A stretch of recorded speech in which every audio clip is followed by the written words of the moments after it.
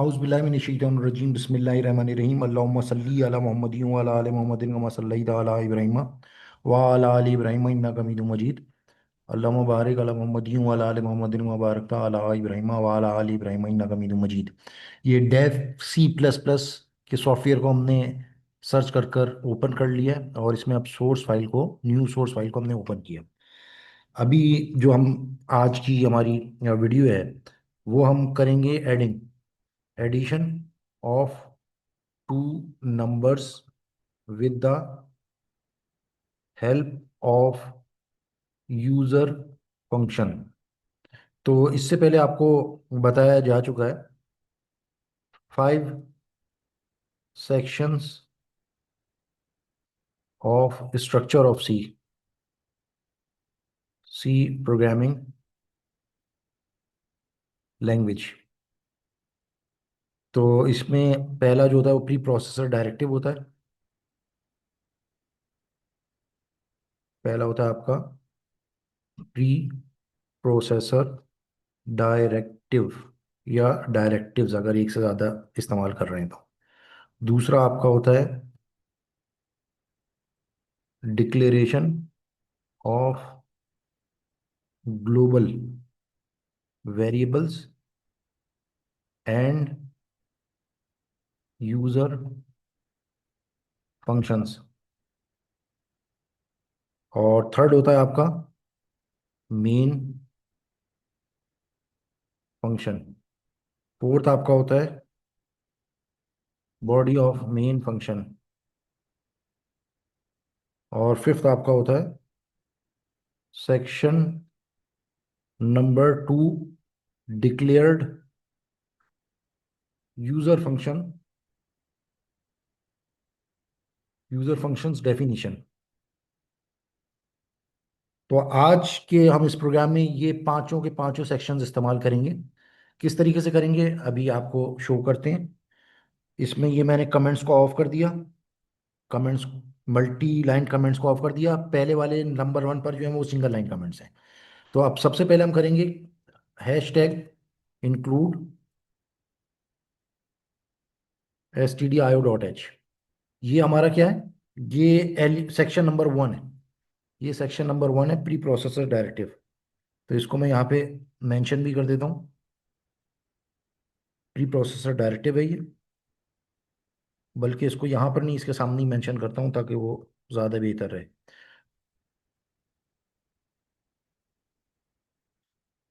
ये pre processor directive है आपका। उसके बाद आप लिखेंगे यूज़र फंक्शन।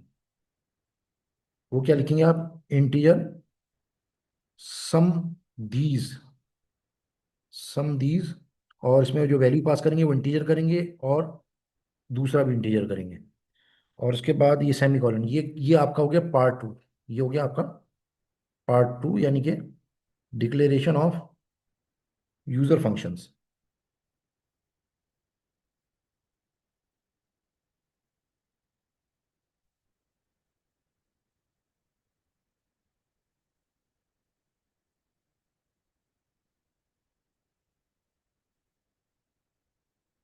यहाँ पे मैं वेरिएबल क्योंकि डिक्लेयर नहीं कर रहा, तो लिहाजा मैं वेरिएबल नहीं लिखूंगा।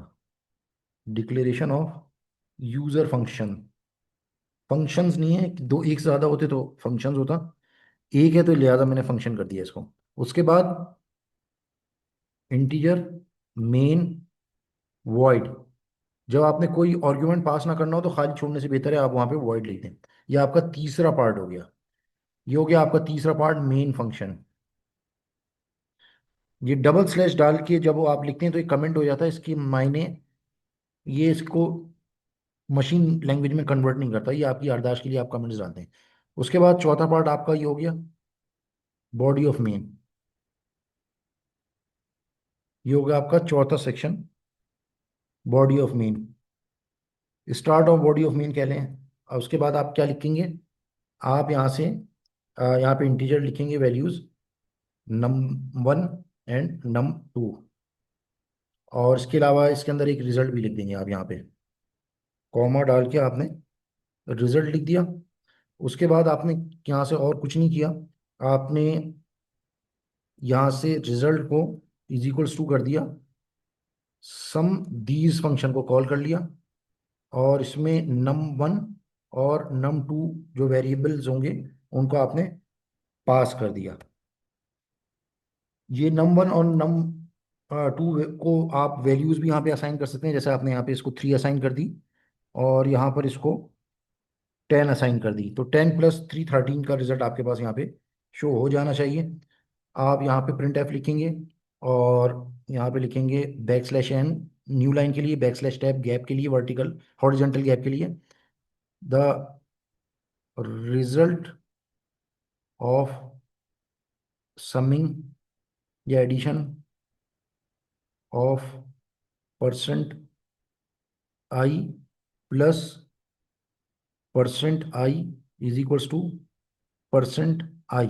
इसको आप %d भी लिख सकते हैं, %i की बजाय %d भी लिख सकते हैं। तो आपने लिखा नम वन, नम टू, और उसके बाद आपने यहाँ पे रिजल्ट लिख दिया, और उसके बाद यहाँ पे आपने सेमीकोलन लगा के यहाँ पे end of body of main कर दिया, end of body of main कर दिया। उसके बाद अभी एक चीज़ बाकी है, ये जो आपने नंबर 13 पे सम दीज फंक्शन लिखा हुआ है, इसकी डेफिनेशन आपने नहीं दी, यानी कि ये पांचवा पार्ट नहीं दिया। सेक्शन 2 में जो आपने यूजर डिफाइंड फंक्शन लिखा डिक्लेयर किया है, उसकी डेफिनेशन अब आप यहाँ पे देने के लिए जा रहे हैं। तो लिहाजा आप यहाँ पे क्या लिखेंगे, आप सेम वही फंक्शन लिखेंगे जो लाइन नंबर 13 पे दिया हुआ है, सम दीज, और यहाँ पे इनको हम नंबर 1 कर देते हैं और नंबर 2 दे देते हैं। अब ये अलग वेरिएबल्स जो है कंसीडर होंगे। तो ये अब सेक्शन 2 की सेक्शन 5 हो गया आपका, ये उसकी डेफिनेशन आप दे रहे हैं यहाँ पे। तो ये जो डेफिनेशन आप दे रहे हैं, इसकी बॉडी भी होगी फिर। ये आपने बॉडी बनाई और आपने क्या लिखा, रिटर्न मार दिया डायरेक्ट। आप प्रिंट एफ भी कर सकते हैं यहाँ पे, चाहे तो आप यहाँ पे प्रिंट एफ कर दें, ताकि ऊपर वहां पे स्क्रीन पे आपको शो हो कि आप इस यहाँ पर मौजूद हैं। बैकस्लैश एन दो दो लाइन का डिफरेंस दिया, फिर वर्टिकल टेप दिया, we are in sum these function, sum these function ये आपने लिख दिया ताकि आपको पता चले। वरना चाहते तो आप डायरेक्ट रिटर्न भी लिख सकते थे। रिटर्न आप क्या कर दें, रिटर्न आप सिंपली नंबर 1 और नंबर 2 कर दें। अच्छा, ये नंबर 1 और नंबर 2 में होगा क्या, ये मैं भी आपको बता देता हूँ। देखिए, आपने नंबर 1 को 3 लिखा हुआ है और नंबर 2 को 10 लिखा हुआ है। तो जो ये आप सम ये फंक्शन कॉल कर रहे हैं, आप ये फंक्शन को कॉल कर रहे हैं, लाइन नंबर 13 पे आपने इसको डिक्लेयर किया है, और लाइन नंबर 18 पे आप इसको फंक्शन कॉल कर रहे हैं। जैसे आप स्क्वायर रूट का फंक्शन कॉल करते हैं और दूसरी चीज करते हैं। और इसमें पास जो वैल्यू होगी, नंबर 1 की जगह 3 पास हो जाएगा, जो भी नंबर 1 की वैल्यू होगी, क्योंकि यहाँ पे 3 है तो 3 पास हो जाएगा। और नंबर 2 की जो वैल्यू है, जो कि 10 है, वो यहाँ से पास हो जाएगी, और ये यहाँ पे रिसीव इसमें होगी। किसमें होगी, नंबर 1 में रिसीव होगी और नंबर 2 में रिसीव होगी, जो कि किस डाटा टाइप के हैं ये आप डिक्लेरेशन में बता चुके हैं कि ये जो फंक्शंस होंगे ये इंटीजर दोनों डाटा टाइप्स के हैं। पहला भी इंटीजर डाटा टाइप का है और दूसरा भी इंटीजर डाटा टाइप का है। तो आप ये समझ लीजिए, ये इसको इस तरीके से लिखना ऐसे ही है जैसे कि मैं यहाँ पे लिख देता, इसमें इंटीजर नंबर 1 और नंबर 2, ये अगर मैं लिख दूं तो ये भी यही चीज़ है। लेकिन जब आप आर्गुमेंट में पास करते हैं तो बेसिकली आप ने ये चीज़ जो है ना यहाँ पे लिख दी, इसका मकसद यही है जो मैंने अभी अब कमेंट कर दिया लाइन नंबर 24 पे। तो ये बेसिकली रिसीव हो जाएगी, यहाँ पे क्या रिसीव होगा, 3 रिसीव होगा, क्योंकि नंबर वन की वैल्यू 3 है, और नम टू की जो रिसीविंग होगी वो नंबर 2 में होगी। ये नम 2 की रिसीविंग वहां से जो आपने कॉल की, उसकी वैल्यू आके रिसीव होगी इसके अंदर। तो ये नंबर 2 की वैल्यू अब 10 हो जाएगी, और यहाँ पर नंबर 1 की वैल्यू जो है वो 3 हो जाएगी। और यहाँ से जब आप रिटर्न करेंगे number 1 plus number 1 plus number 2, तो 3 + 10 = 13, ये यहाँ से रिटर्न होगी। और रिटर्न होके जाएगी कहाँ, 26 से डायरेक्ट जाएगी 18 पे, 26 से डायरेक्ट 18 में जाएगी। तो सम दीज फंक्शन इसको क्या वैल्यू रिटर्न करेगा, सम दीज फंक्शन जो है इसको 13 वैल्यू रिटर्न करेगा। उसके बाद आप प्रिंट एफ की स्टेटमेंट से क्या प्रिंट करवा रहे हैं, %i+% i is equal to %i। %i की जगह आप नम 1, जो अभी आपने 3 लिखा था, ये लिखा हुआ 3 लाइन नंबर 16 पे, और num2 की जगह 10 डिस्प्ले होगा, क्योंकि num2 की वैल्यू 10 है। और रिजल्ट की जगह जो आपने सम दीज फंक्शन से वैल्यू रिसीव की है वो यहाँ पे डिस्प्ले होगी, लाइन नंबर 18 में जो आपने रिसीव की थी इसमें। तो ये रिजल्ट की वैल्यू तीसरे %i की जगह रिसीव होगी, यानी कि पहले आई की जगह जो कॉमे के बाद पहली वैल्यू है, कॉमे के बाद पहली वैल्यू हमारी num 1 है, तो 3 डिस्प्ले होगा।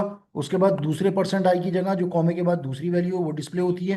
तो num2 की वैल्यू क्योंकि 10 है, तो लिहाजा इस %i की जगह 10 डिस्प्ले होगा। और इस तीसरे %i की जगह जो तीसरी कॉमे के बाद वैल्यू होगी वो डिस्प्ले होगी, क्योंकि हमने यहाँ पे रिजल्ट लिखा हुआ है, तो यहाँ पे रिजल्ट डिस्प्ले हो जाएगा। अगर मैं यहाँ पे वापस num 1 ही डिस्प्ले लिख देता, तो इस %i की जगह 3 डिस्प्ले होता, रिजल्ट डिस्प्ले नहीं होता, क्योंकि कॉमे के बाद जो थर्ड वैल्यू होगी ये %i उसी को ही डिस्प्ले करेगा। और इसके बाद जब हमारा ये काम कंप्लीट हो जाएगा, तो हम क्योंकि मेन से भी एक वैल्यू रिटर्न करवा रहे हैं, ये आप देख सकते हैं, नेम इंटीजर वैल्यू डिस्प्ले करवा रहे हैं और रिटर्न करवा रहे हैं, तो लिहाजा हम यहाँ से रिटर्न 0 कर देंगे, ताकि मेन यहाँ से जो भी वैल्यू रिटर्न करे वो सक्सेसफुल कंप्लीशन की करे, जो कि 0 होती है। तो ये हमने कर लिया। अब इसको हम एग्जीक्यूट करते हैं। एग्जीक्यूट करने से पहले इसको सेव भी करेगा, तो इसको हम समदीस का नाम दे देते हैं। इसको हमने दे दिया सम दीज .c का नाम दे दिया हमने सम। उसके बाद इसको चलाया, कंपाइल किया, तो अब देखते हैं इसमें कोई एरर आता है कि नहीं आता। तो ये देखें कंपाइल हो गया, और ये देख ले सकते हैं आप, we are in sum these function, ये देखें फंक्शन डिस्प्ले हुआ। और उसके बाद the result of addition of 3 + 10 is equals to 13। ये हमारा प्रोग्राम था जो आपने देखा। अब इसकी जगह हम ये भी कर सकते हैं कि इनको बजाय वैल्यू असाइन करने के, स्कैनएफ के जरिए से दो वैल्यूज ले लें। किस तरीके से? आप लिख दें प्रिंट एफ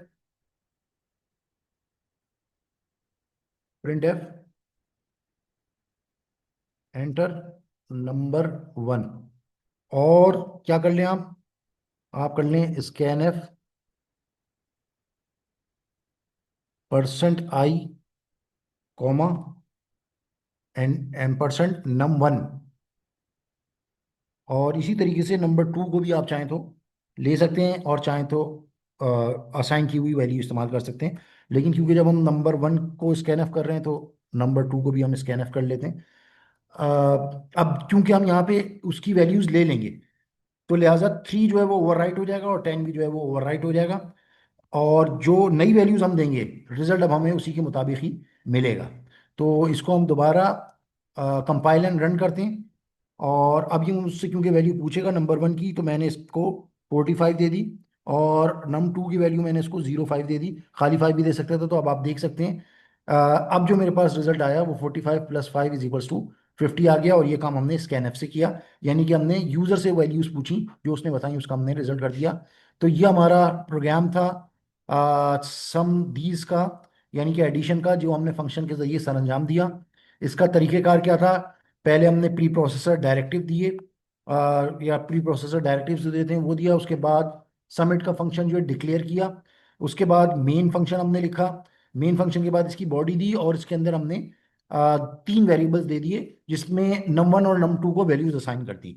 हम चाहें तो इन वैल्यूज का भी इस्तेमाल कर सकते थे, लेकिन हमने थोड़ी सी जिद्दत पेश की इसके अंदर, और उसमें नंबर 1 और नंबर 2 को यूजर से इनपुट लिया।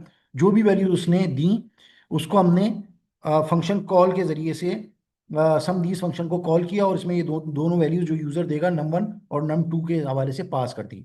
जब वो इस फंक्शन को कॉल करेगा, तो कोड जो कंपाइलर आ जाएगा, प्रोसेसिंग आ जाएगी, वो यहाँ पे आ जाएगी, ये मैसेज डिस्प्ले होगा। डिस्प्ले होने के बाद यहाँ से वैल्यू क्या रिटर्न हो जाएगी? नंबर 1 और नंबर 2 की, क्योंकि वहां से जो आपने num 1 पास किया वो नंबर 1 में आएगा, और जो num 2 पास किया वो नंबर 2 में आएगा।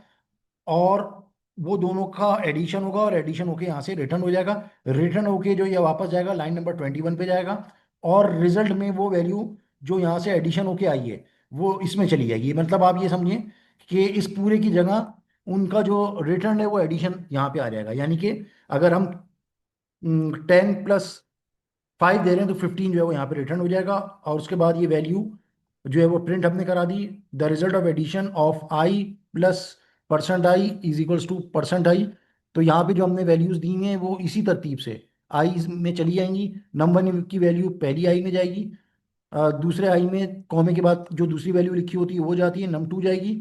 और उसके बाद तीसरे परसेंट आई में जो कॉमे के बाद तीसरी वैल्यू लिखी होगी वो जाएगी, तो वो रिजल्ट की वैल्यू है। तो उसके बाद जो है फिर ये यहाँ से रिटर्न जीरो कर देगा और हमारा प्रोग्राम अपने इख्तिताम को पहुंचेगा।